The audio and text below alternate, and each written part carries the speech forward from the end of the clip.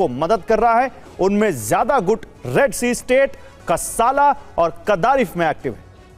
कस्साला और कदारिफ में गुटों की मदद इरिट्रिया एक बफर जोन बनाना चाहता है मदद के लिए, जो सूडान के गृह युद्ध से उसे अलग रखेगा। लेकिन रेड सी स्टेट के जरिए इरिट्रिया लाल सागर में प्रभाव भी बढ़ाना चाहता है, और यह सब मुस्तफा के मास्टर प्लान का हिस्सा माना जा रहा है। दरअसल लाल सागर से सटा यमन का एक बड़ा हिस्सा हूती के नियंत्रण में आता है। हूती के कंट्रोल वाली करीब 300 किलोमीटर की तटरेखा लाल सागर से सटी है। हूती अकेले लाल सागर में नुकसान तो पहुंचा सकता है, लेकिन इसे पूरी तरह से ब्लॉक नहीं कर सकता। ऐसे में सूडान में मौजूद इरिट्रिया के प्रभाव वाले गुटों के जरिए सूडान से लगते समंदर के हिस्से को कंट्रोल करने की कोशिश होगी। सूडान की करीब 750 किलोमीटर की तटरेखा लाल सागर से लगती है। इसके अलावा इरिट्रिया की तटरेखा करीब 1150 किलोमीटर लंबी है, जहां से इरिट्रिया सीधे तौर पर लाल सागर पर नजर रख सकता है। ऐसे में लाल सागर के पश्चिम में 1950 किलोमीटर की तटरेखा ऐसी होगी जहां से ईरान के इशारे पर जहाजों को रोका जा सकता है।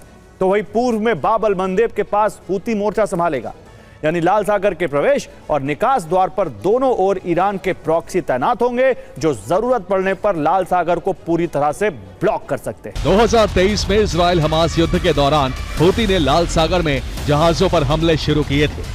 इरिट्रिया के पास हूती को लाल सागर में रोकने की क्षमता है, लेकिन इसके बाद भी हूती के हमलों पर सरकार ने चुप्पी साध ली।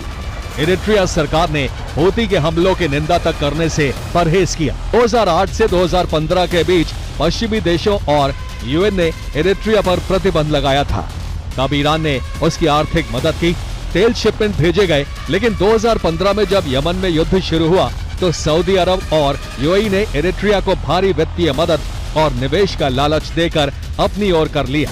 इसके बाद इरिट्रिया ने ईरान से दूरी बना ली और यमन में सऊदी गठबंधन का साथ दिया। लेकिन 2020 के बाद से यूएई ने अपनी उपस्थिति कम की और पश्चिमी दबाव इरिट्रिया पर फिर बढ़ने लगे, जिसके बाद इरिट्रिया का झुकाव चीन, रूस और ईरान वाले गुट की तरफ दोबारा हो गया। तो इरिट्रिया और हूती के जरिए ईरान लाल सागर में होर्मुज जैसे हालात पैदा कर सकता है।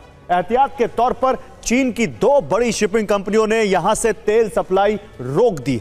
ये देखिए, ये है इरिट्रिया, ये है लाल सागर, ये है बाब अल मंदेब, ये है अमन। तो यहां पर जो हालात पैदा कर सकता है, इस वजह से यहां पर चीन की 2 कंपनियों ने, शिपिंग कंपनियों ने तेल सप्लाई यहां रोक दी है। चीन की कॉस्को और CMES कंपनी ने यह बड़ा फैसला लिया है। इन दोनों के पास मिलाकर 100 से अधिक VLCC टैंकर मौजूद हैं, यानी वेरी लार्ज क्रूड कंटेनर इनके पास मौजूद है। युद्ध से पहले चीन अरब से जितना कच्चा तेल आयात करता था, उसका आधा हिस्सा इन्हीं दोनों कंपनियों के जरिए होता था। इन दोनों कंपनियों ने होर्मुज और बाब अल मंदेब के रास्ते आवाजाही बंद करने का निर्णय लिया है। खास बात यह है कि यह फैसला चीनी अधिकारियों की सलाह के बाद लिया गया है। चीन के अधिकारी इस रास्ते को यह लाल सागर वाला जहां इरिट्रिया है, अब जोखिम भरा मानते हैं। तो क्या समंदर से तीसरे विश्व युद्ध की शुरुआत होगी? इस सवाल की वजह दुनिया में धधकते 7 समंदर हैं, जहां वक्त बीतने के साथ बारूदी विनाश बढ़ता जा रहा है। लाल सागर में हालात होर्मुज से भी ज्यादा खराब हो सकते हैं। डर है इसे ब्लॉक करने में अफ्रीकी देश इरिट्रिया भी हूती का साथ दे सकता है, और यह सब मुस्तफा के इशारे पर होगा। होर्मुज में ट्रंप के दावों के बाद हालात और ज्यादा बिगड़ चुके हैं। होर्मुज पर नियंत्रण के लिए बारूदी जंग एक बार फिर शुरू हो सकती है, जो शायद अब तक के सभी चरणों में सबसे ज्यादा भीषण होगी। भूमध्य सागर से सटे लेबनान और सीरिया में भी बारूद बरस रहा है। यहां इजरायल ने मोर्चा खोल दिया है। बात यूरोप की करें तो यहां काला सागर रूसी बारूद से दहल रहा है। पुतिन की सेना ने यूक्रेन के बंदरगाहों की नाकाबंदी शुरू कर दी है। पोर्ट पर मौजूद जहाजों और मिलिट्री इंफ्रा पर हमले हो रहे हैं, जिसके जवाब में यूक्रेन ने आजोव सागर फ्रंट को खोल दिया है, जहां रूसी तेल टैंकरों पर हमले जारी हैं। यूरोप के मध्य में मौजूद बाल्टिक सागर में फिलहाल बारूद की गंध नहीं फैली है, लेकिन डर है कि यहां किसी भी वक्त हालात बिगड़ सकते हैं, जिसकी वजह है हाइपरसोनिक मिसाइलों से लैस रूसी युद्धपोत, जो लगातार स्वीडन से जर्मनी तक चक्कर काट रहे हैं। ब्रिटेन के पास उत्तरी सागर भी जल्द धधक सकता है। डर है यहां ब्रिटेन के खिलाफ रूस मोर्चा खोलने की तैयारी में। और उसके बाद मुस्तफा का प्लान लाल सागर को ब्लॉक करने का है, लेकिन ईरानी सुप्रीम लीडर का यह प्लान पश्चिम एशिया की जंग का विस्तार अफ्रीका तक कर सकता है।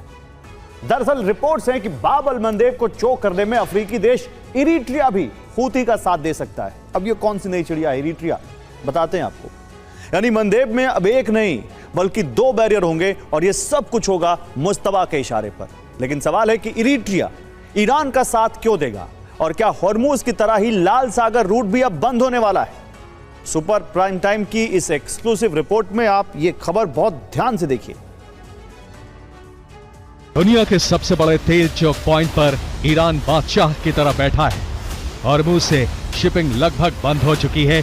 अब ईरानी सुप्रीम लीडर का प्लान लाल सागर को ब्लॉक करने का है, जिसके लिए जंग का विस्तार अफ्रीका तक करने का प्लान है। लाल सागर की बारूदी अग्नि सूडान और इरिट्रिया तक पहुंच सकती है। मुस्तफा लाल सागर में अपने प्रॉक्सी नेटवर्क को मजबूत कर रहे हैं ताकि लाल सागर से गुजरने वाली शिपिंग लेन को ब्लॉक कर सके। इसके लिए ईरान अफ्रीका में मौजूद देश इरिट्रिया का सहारा ले रहा है।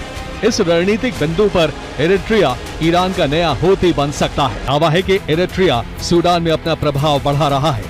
वो सशस्त्र इस्लामी समूहों को प्रशिक्षण दे रहा है, उन्हें हथियार भी मुहैया कराए जा रहे हैं। इरिट्रिया जिन संगठनों को मदद दे रहा है उनमें ज्यादातर पूर्वी सूडान के संगठन हैं। वो एक बड़ा नेटवर्क खड़ा करने की कोशिश कर रहा है ताकि सूडान और इरिट्रिया के बीच बफर जोन बनाया जा सके, साथ ही लाल सागर में प्रभाव बढ़ाया जा सके। अफ्रीकी देश सूडान में सालों से गृह युद्ध जारी है। गृह युद्ध खासकर रेड सी स्टेट कसाला और कदारिफ में मिलिशिया गुट सबसे ज्यादा एक्टिव हैं। हॉर्न ऑफ अफ्रीकी देशों में शामिल इरिट्रिया सूडान के दक्षिण में मौजूद है। जो मैं कह रहा था कि किस चिड़िया का नाम है, समझ लीजिए, ये सूडान के दक्षिण में मौजूद है। इरिट्रिया के पूर्व में लाल सागर है। रिपोर्ट्स के मुताबिक इरिट्रिया सूडान के जिन सशस्त्र गुटों